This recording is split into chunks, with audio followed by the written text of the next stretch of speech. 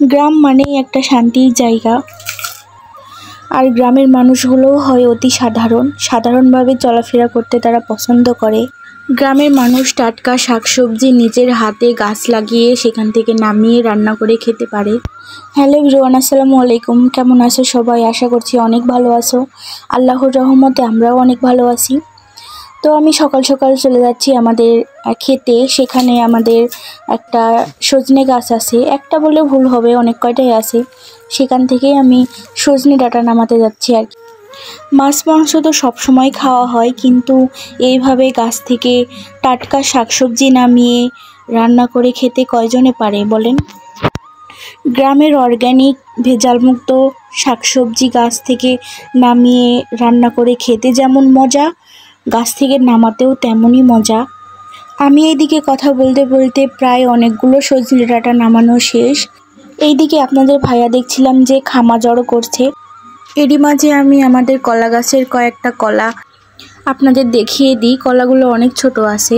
তো আমার সজনে ডাঁটা নামানো শেষ, বাসাতেও চলে আসিছি।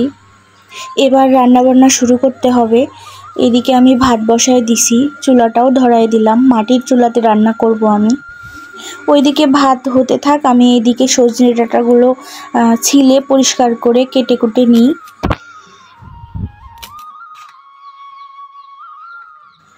এইদিকে আমি সবজিগুলো কেটে ধুয়ে পরিষ্কার করে নিছি। আমার ভাতও রান্না শেষ।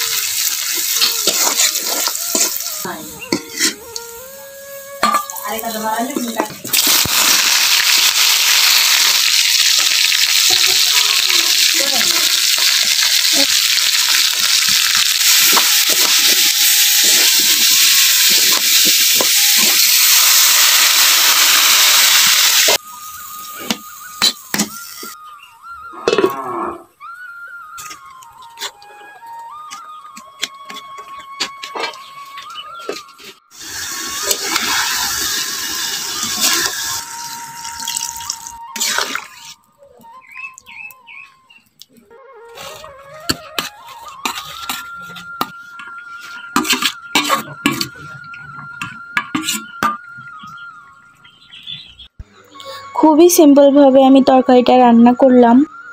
আমার গ্রামের এই ভিডিওটি যদি আপনাদের ভালো লেগে থাকে, লাইক কমেন্ট শেয়ার করে পাশেই থাকবেন।